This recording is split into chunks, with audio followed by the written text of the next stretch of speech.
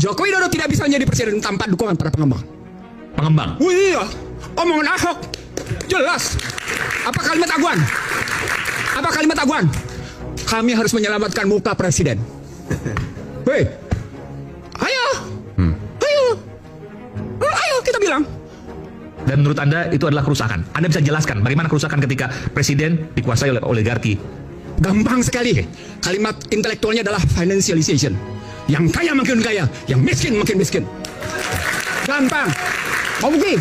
Mau bukti? Mari kita bukti sekarang. Berapa SBN yang dikeluarkan oleh pemerintah? Siapa yang bayar? Anda termasuk membayar, Aiman. Sementara mereka makin kaya, Anda habis-habisan dimakan pajaknya. Orang-orang miskin ini yang membayar pajak itu untuk orang kaya. Saya tulisin yang kedua. Saya tulisin yang kedua. Dan Anda tidak bisa bantah. Karena saya bicara dengan data. Terjadi deindustrialisasi. Akibatnya PHK di mana-mana. Apa kaitannya deindustrialisasi dengan kekuatan oligarki tadi yang mendukung pemerintah? Karena sistem membenarkan bahwa lebih asik main di sektor keuangan daripada berjalan dalam sistem hukum yang tidak punya kepastian. Mereka mendapatkan karpet Dan merah. itu kemudian hukumnya bisa dibeli. Itulah wujudnya koalisi menjadi alat kekuasaan. Tuh, kayak gitu. Itulah Tadi yang disebut oleh Buniani tadi, itu bagian dari proses pembuktian itu. Ada yang ketiga, Iman. Ada yang ketiga, yang Anda tidak bisa bantah. Bahkan masyarakat Indonesia tidak bisa bantah. Apa itu? Sticky Gini rasio. Apa itu sticky Gini rasio? Susah nurunin Gini rasio. Kesenjangannya tinggi. Tinggi. Nggak bisa dibantah. Angka bicara. BPS bilang 0,382. Teman-teman Bogor 0,42, 0,44. Makanya gaduh terus. Sebentar, Anda dengan bicara seperti ini seolah Anda mengatakan ini dilakukan yang paling parah oleh Pak Jokowi dong. Karena Jokowi, Nah, jawab dulu pertanyaan saya, betul nggak? enggak. Oke, Jokowi melanjutkan kebijakan SBY oligarki juga. dan kemudian memperdalam. Nah, di situ saya lihat kecerdasan Joko Widodo memperdalam kerusakan itu. Memperdalam kerusakan. Iya. Cerdas dong. Dia perdalam kok.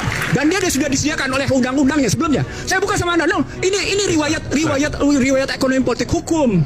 Tidak sembarang lihatnya. 2507. Mungkin bisa Bung Iksan, mungkin bisa memperdalam itu dalam bentuk apa memperdalamnya? Memperdalam kerusakan. Tapi. Kerusakan itu, karena ini kan juga ada tendensius untuk itu. Ya, saya setuju. Saya akan buktikan sama Anda. Oke.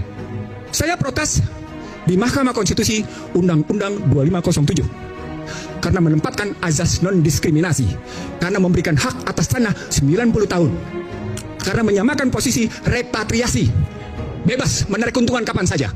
Karena itu dihapus istilah PMDN. Oke, dampak dari sana, salah satu penilaian yang muncul dari Bank Dunia, Indonesia telah mengalami kebebasan di berbagai sektor dengan sangat memuaskan. Artinya Indonesia sudah sangat liberal. Apa dampaknya? Orang asing begitu enak menguasai. Struktural nih, struktural. Orang asing menguasai sumber daya, produksi, distribusi, logistik. Contoh realnya dan efek buruknya. Contoh realnya. Oke. Siapa yang menguasai nikel? Cina. Oke, luar.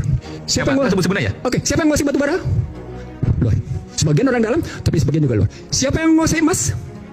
Seterusnya luar. Oke, sejumlah mineral itu dalam sedemikian rupa.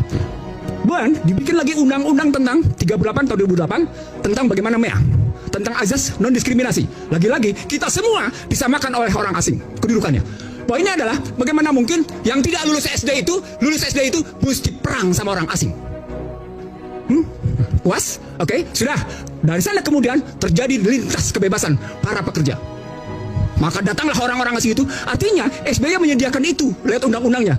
Joko Widodo kemudian menerbitkan berbagai kebijakan, termasuk visa. Visanya kan bebas visa. Kebebasan visa habis-habisan. Lalu kemudian ada juga second home visa. Itu kan semua hitung-hitungan uang. Lalu bahkan memberikan yang namanya tax holiday yang demikian panjang. Habis-habisan.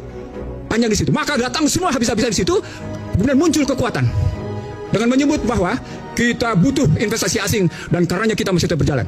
Dalam konstruksi ekonomi politik, ketika ada presiden dan tim yang ngebangun seperti itu, maka dampaknya adalah negeri ini menyediakan diri untuk diinvasi. Negeri ini menyediakan diri untuk diintervensi. Negeri ini menyediakan diri untuk diinfiltrasi. Negeri ini menyediakan diri untuk yang namanya diintimidasi. Negeri ini menyediakan diri untuk diindoktrinasi. Ujungnya apa? Inflasi. Ketika inflasi terjadi, Anda takut dengan yang namanya suku bunga. Akibatnya apa?